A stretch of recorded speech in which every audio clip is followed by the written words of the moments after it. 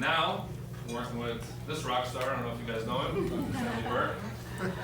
Great guy, great mentor, and I'm learning a lot just from him. So I appreciate the opportunity that I have working with him. Now, what I like, I'm a big diehard Jets fan, Knicks fan. Unfortunately, they're not doing so good. I'm Mets fan too. Mets, I guess. The Jets, I mean, I'm 30 years old, so I've yet to experience a championship of either team. So it is kind of bumming and depressing. But, you know, life's a balance. So, you know, you have something to cheer you up. And cheer me up is my niece. Okay? Today she's 5 months old, so 5 months ago I became an uncle. So she's my delight and things I look forward to on my days off. So that's what he meant by family time.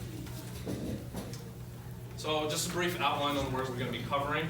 I'm going to go tell you guys about what Prokera is, what it's composed of, using Prokera to stop inflammation, types of Prokera available on the market.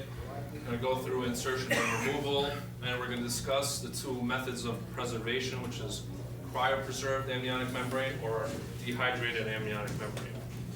We're going to go the difference between Prokera and a bandage contact lens. Since I know a lot about these, we use bandage contact lens during superficial wound injuries of the cornea.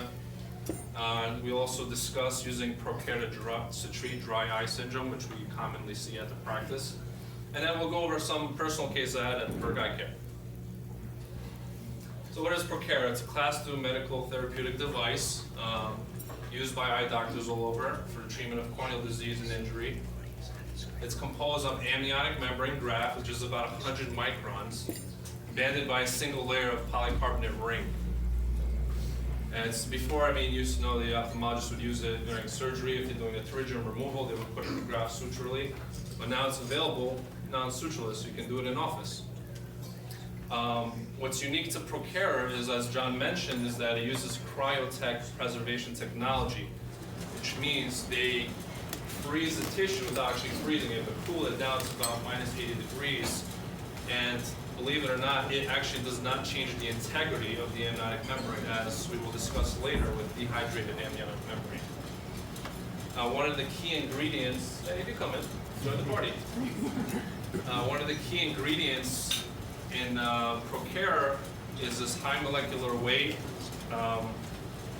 heavy chain hyaluronic acid with this pentactrin 3 complex. So this is a molecule, protein molecule that stabilizes the hyaluronic acid and also activates it. So they go hand in hand. And as John said, it's the only FDA-approved amniotic membrane tissue that promotes wound healing. So look at the other companies out there, they'll say they use it on ulcerative keratitis, bacterial keratitis. However, they never say it promotes wound healing. So this is the only one that's FDA approved for wound healing. So going to the biology of the placenta, because obviously we know that the amniotic membrane is derived from placental tissue. The placenta tissue is, the amnion is the innermost layer that actually covers the fetus. So a lot of the origin of the cellular matrix is alongside with the fetus as well. And has a similar composition of the conjunctiva and the cornea, which is why we are commonly using it now for ophthalmological purposes and corneal defects. And it's believed to induce limbal cell proliferation for corneal wound healing. So putting it on there stimulates the limbal stem cells, migrate to the surface, and start the healing process. You know, the placental tissue is a universal transplant. I'm sure you know that they use it for skin burns, and now they're using it more commonly in the eyes because it has all the nutrients, the natural nutrients God gave us to help with wound healing. So like the Prokera, these are the biochemical molecules that are really, really imperative and crucial and distinct with Prokera. The main one, as I discussed, is the heavy chain hyaluronic acid, which comes with the PTX3 activator. You have collagens, like I said, the same collagens that you see in the conjunctiva, fibronectin, laminin, proteoglycans, and growth factors, which I'll go into later as well. I just throw on just a regular graph on the, injury to host. So what happens? You get like a bacterial ulcer. You initiate an immune response, the innate immunity. So you got your neutrophils, your macrophages that tend to the surface, and the eye becomes inflamed. So as you know, inflammation is good, but it's also bad. So this becomes chronically inflamed.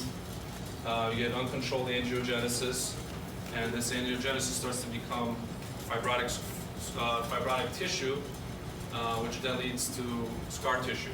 And we all know that we don't want essential scar tissue in the cornea. So to prevent this cycle, if you have an injury and you start the cryopreserved amniotic membrane right away, you get regenerative wound healing. To select immune response, sorry, there's a typo, I forgot the E there. To suppress inflammation, because it's anti-inflammatory, inhibited angiogenesis, and then you remodel and you